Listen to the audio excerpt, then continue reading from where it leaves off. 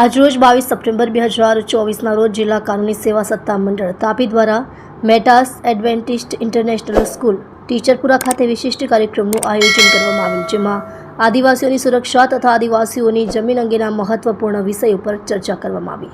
આજરોજ રવિવારે સવારે 10 કલાકે શરૂ કરવામાં આવેલ આદિવાસી જમીનોની સુરક્ષા માટેના કાયદાઓની સમજણ વક્તા એડવોકેટ શ્રી નઝમુદ્દીન મેઘાણીએ આપેલ। આદિવાસી સમુદાયના હિતમાં કાયદાઓની જાણકારી મેળવવી અત્યંત મહત્વપૂર્ણ છે, જેથી તેઓ પોતાની જમીન અને અધિકારોનું રક્ષણ કરી શકે। બાળકો સામેના યૌન ઉત્પીડિત સામે રક્ષણ આપતો વિધેયક POCSOની સરળ ભાષામાં સમજણ વક્તા નિલેશ જે પટેલ મુખ્ય LADCએ આપેલ। તાપી જિલ્લાના નવયુવાનો તથા બાળકોની સુરક્ષા માટે આ કાયદાનું જ્ઞાન મેળવવું ખૂબ જ જરૂરી હતું, જેથી આપણે બાળકોને સુરક્ષિત રાખી શકીએ અને તેમના હક માટે અવાજ ઉઠાવી શકીએ। મફત અને સક્ષમ કાનૂની સહાયની યોજના વિશે સરળ ભાષામાં સમજણ વક્તા Jimmy Zarir Mehta, full time secretary જિલ્લા કાનૂની સેવા સત્તા મંડળ તાપીએ આપેલ।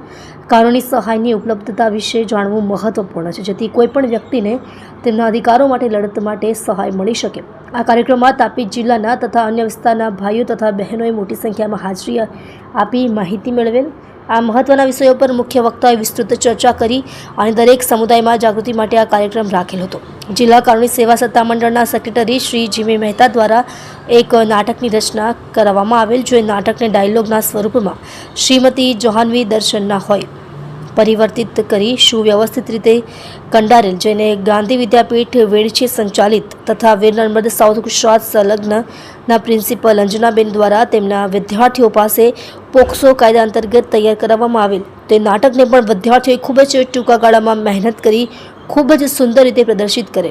આ કાર્યક્રમના મુખ્ય મહેમાન retired collector Shri RJ Patel તથા કુમારભાઈએ હાજરી આપેલ। જિલ્લા કાનૂની સેવા સત્તા મંડળ તરફથી આ કાર્યક્રમ કરવામાં આવ્યો હતો।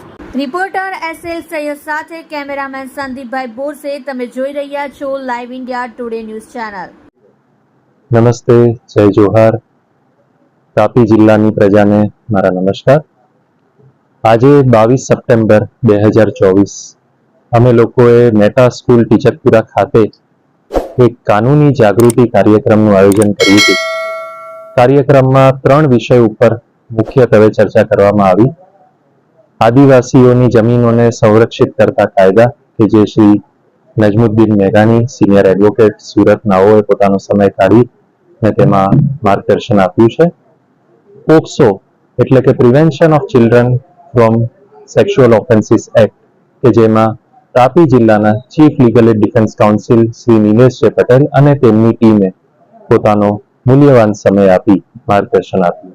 અને મફત અને સક્ષમ કાનૂની સહાય કે દરેક જિલ્લામાં આખા સમગ્ર રાજ્યમાં તથા દેશભરમાં ગરીબ લોકોને અને માર્જિનમાં એટલે કે હાંસિયામાં ધકેલાયેલા લોકોને આપવામાં આવે છે, તે બાબતે મેં મારું વ્યાખ્યાન આપ્યું છે। આશરે 700 જેટલા લોકોએ ભાગ લઈ અને આ કાર્યક્રમને સફળ બનાવ્યો છે અને અમને ખૂબ આનંદ છે કે અમારો કાર્યક્રમ જે હેતુથી અમે શરૂ કર્યો હતો તે હેતુ અમારી અપેક્ષા કરતાં વધુ સારી રીતે પાર પાડ્યો છે। તાપી જિલ્લાની જનતાને હું આ માટે આભારી છું અને ભવિષ્યમાં થનાર આવા કાર્યક્રમોને અમને આવો જ પ્રતિસાદ અને સહકાર મળતો રહે તેવી અપેક્ષા સાથે અહીં વિરમું છું। જય હિન્દ।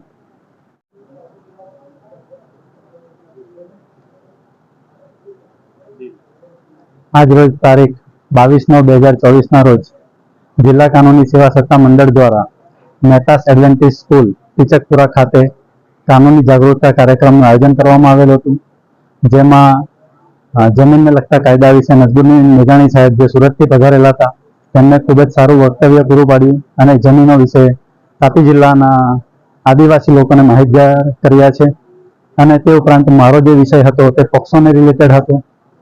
પોક્સો એટલે protection of children from sexual offences act જે 2012માં અમલમાં આવેલ છે અને તે કાયદાનું જ્ઞાન ઘણા લોકોને નથી હોતું અને જાણતા અજાણતા અમુક ગુનાઓ કરી બેસતા હોય છે અને આ 0 થી 18 વર્ષથી ઉંમરના બાળકો એટલે 18 વર્ષથી નાની ઉંમરના બાળકો સાથે આ જે ગુનાઓ થતા હોય છે તે પોક્સો કાયદા હેઠળ આવરી લેવામાં આવેલા છે અને એ કાયદા હેઠળની માહિતી લોકો સુધી પહોંચાડવી ખૂબ જ જરૂરી છે, જે આ કાયદાનો પણ એક પ્રસ્થાપિત સિદ્ધાંત છે અને એ કાયદાનું જ્ઞાન લોકોને મળ્યું અને લોકો જાગૃત થશે એવી ભાવનાથી અને આવા ગુનાઓ થતા અટકશે અને આવા બાળકોને કઈ રીતે રક્ષણ પૂરું પાડવું તે બાબતનું જ્ઞાન અહીં પીરસવામાં આવેલું અને ત્યારબાદ જીની મહેતા સાહેબે મફત કાનૂની સહાય કયા લોકોને મળે, કઈ રીતે મળે, ક્યાંથી મળે તે વિશેની વિસ્તૃત માહિતી પૂરી પાડેલ છે અને આ કાર્યક્રમનું આયોજન થયું અને લોકો સુધી માહિતી પહોંચાડી